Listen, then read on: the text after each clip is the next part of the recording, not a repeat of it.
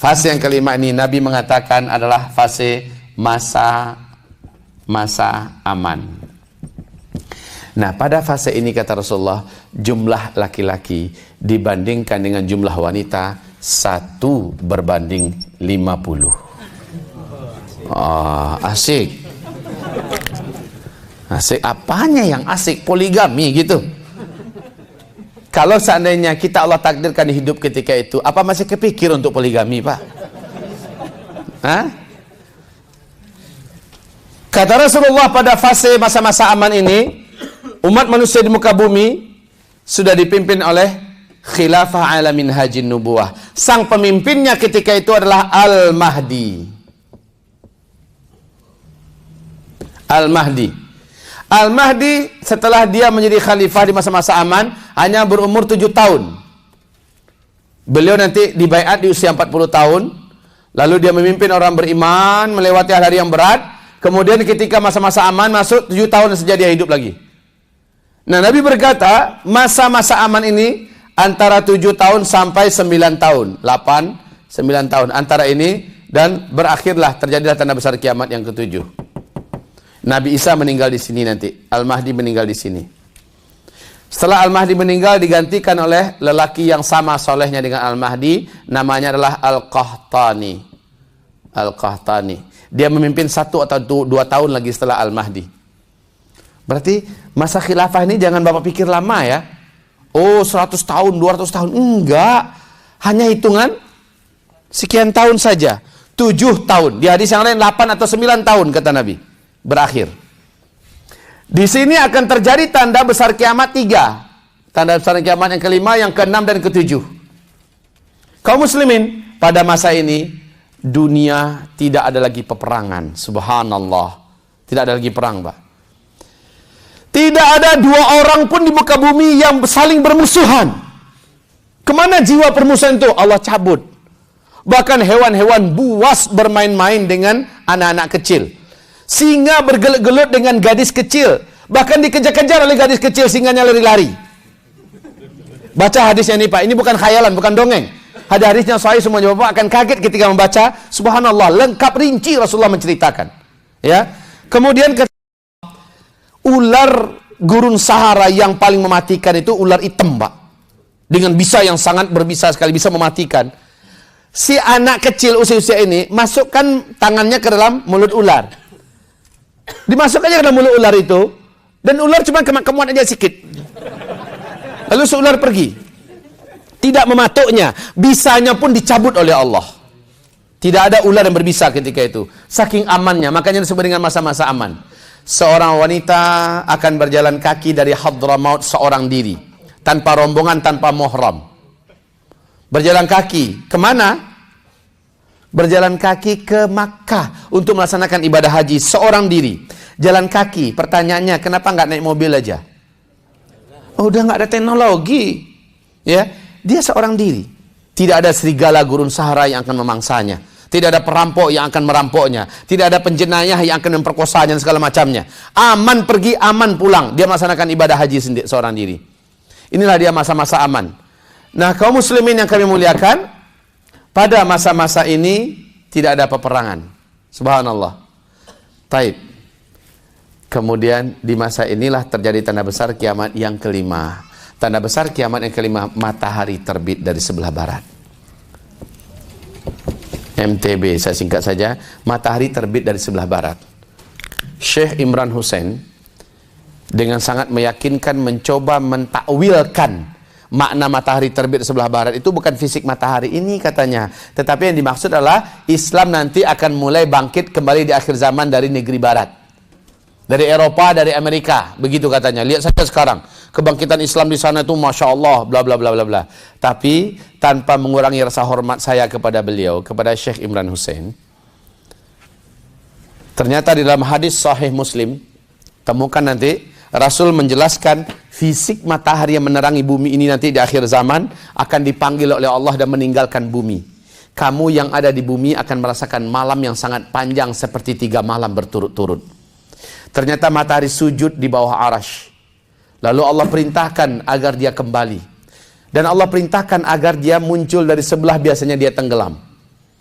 ketika manusia-manusia di bumi merasakan malam yang panjang, kemudian tiba-tiba mataharinya muncul sebelah barat, orang-orang yang masih setengah percaya bahwa mereka di akhir zaman, masih ada yang setengah percaya, masih menunda lagi, maka saat matahari terbit sebelah barat, barulah mereka percaya. Barulah mereka ingin tobat. Sayang sekali kata Rasulullah, pintu tobat sudah Allah tutup.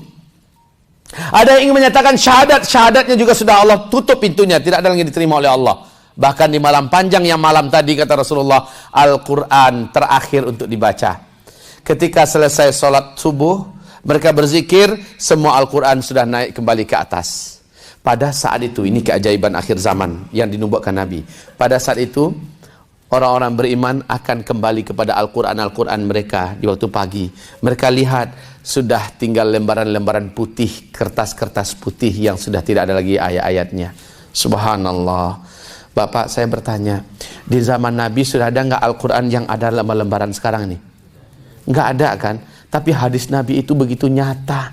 Nabi mengatakan, Al-Quran yang kalian temukan setelah matahari terbit dari sebelah barat, sudah tinggal lembaran-lembaran putih yang tidak ada lagi tulisan ayatnya. Subhanallah. Kertas itu baru sekarang ini adanya. Ya kan? Di zaman Nabi dulu mana ada kertas.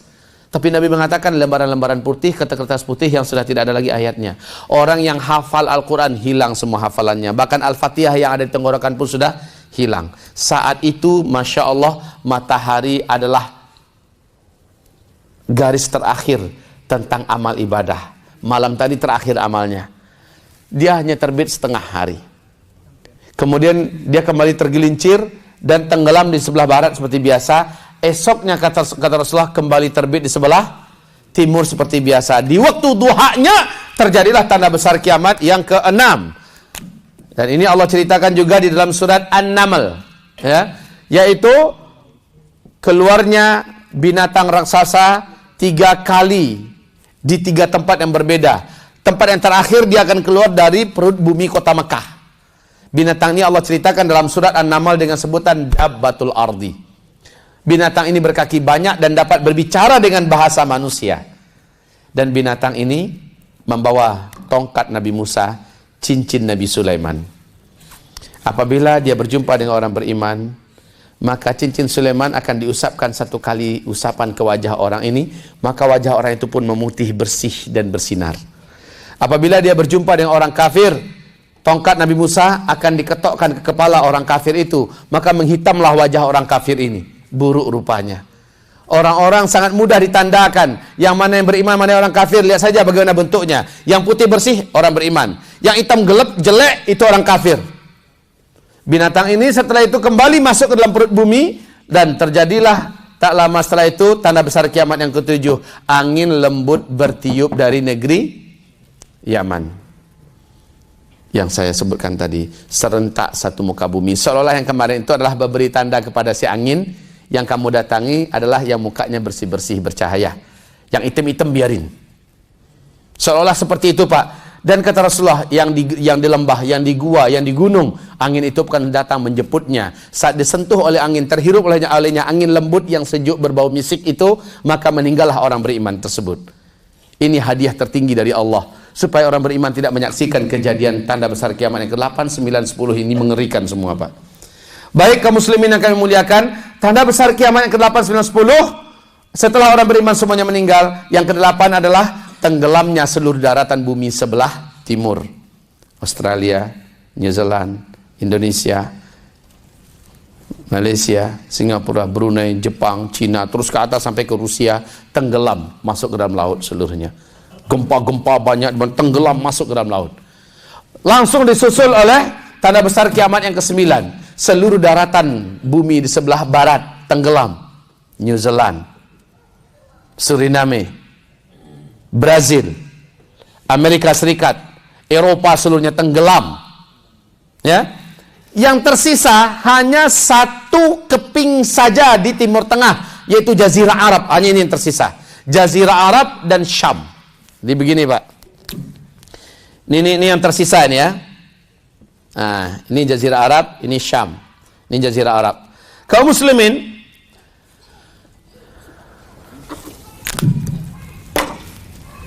ya. Ini Jazirah Arab, ini Syam. Nah, kata Rasulullah, dari Jazirah Arab ini Yaman ya. Dari dalam perut bumi Yaman akan muncul api raksasa setinggi-tinggi gunung, paling rendah setinggi-tinggi bukit. Api ini sangat panas. Dan manusia yang tinggal di Jazirah Arab, yang masih hidup tertinggal di Jazirah Arab, lari sekuat-kuatnya menuju negeri Syam. Api ini seolah seperti akan mengejar mereka dan panas, Pak. Makanya mereka tak tahan, lari ke negeri Syam. Ketika mana manusia sudah kumpul semuanya di negeri Syam, barulah malaikat Israfil meniup sangkakala pertamanya. Kiamat besar terjadi saat manusia sudah kumpul semuanya di negeri Syam. Lah, kaum muslimin, fenomena alam saat ini di Yaman Bapak sudah tahu kan? Buka YouTube Pak, silakan Bapak orang teknologi kan, coba lihat.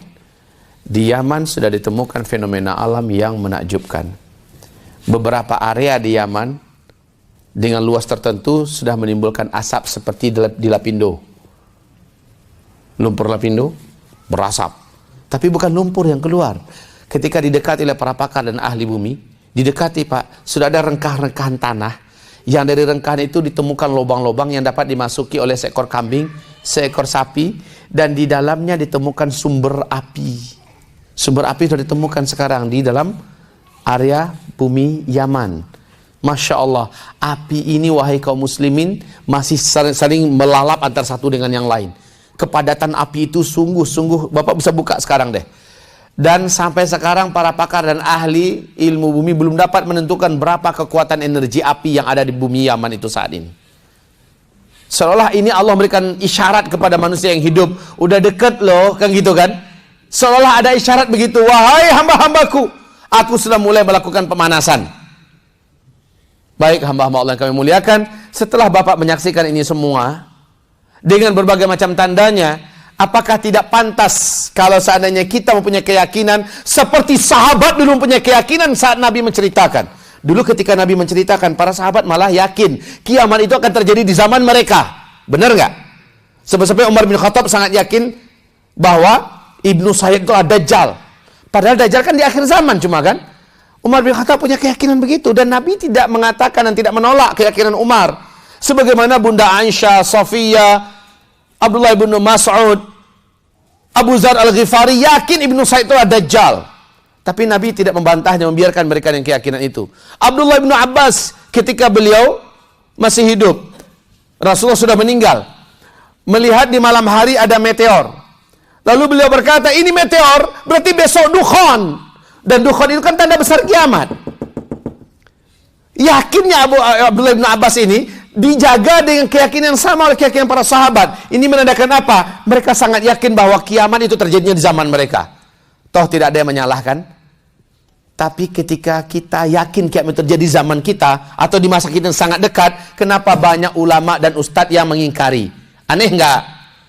Kenapa ada di antara kita yang malah menampik dan menolak? Justru para sahabat saja punya keyakinan dan tidak ada yang menyalahkan. Kenapa kita punya keyakinan? Toh kita juga tidak mengatakan tahun, kita tidak menyatakan hari dan bulan.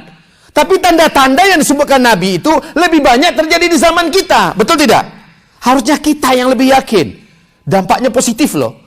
Ketika sahabat-sahabat disampaikan begitu oleh Rasulullah SAW, semangat hidup mereka itu menyala-nyala Pak. Untuk apa? Berbuat sebaik-baiknya selagi masih tenang, selagi masih nyaman. Beramal sebanyak-banyaknya, berjuang setotal-totalnya. Ini yang terjadi kepada para sahabat karena mereka yakin kehidupan ini tidak lama lagi. Justru yang punya semangat sahabat itu seharusnya kita. Kita yang menyaksikan hancur ramburadulnya kehidupan fase keempat ini, Pak. Nabi menggambarkan kehidupan fase keempat ini penuh dengan kehancuran.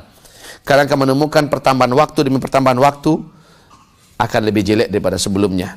Akan datang pada umatku, dalam Sahih Bukhari Muslim, akan datang pada umatku satu masa, kata Nabi, orang yang hidup pada masa itu akan menemukan harinya lebih buruk daripada hari-hari sebelumnya. Hari esoknya lebih buruk daripada hari ini. Coba saja Bapak bandingkan. Maaf nih ya, dalam segi ekonomi, lebih buruk kan mana ekonomi dunia sekarang dibandingkan ekonomi dunia beberapa tahun yang lalu? Lebih buruk kan yang mana Pak? Parahan yang mana? Sekarang. Dalam segi politik, lebih carut marut yang mana sekarang? Bukan hanya di Indonesia ya, tapi seluruh dunia.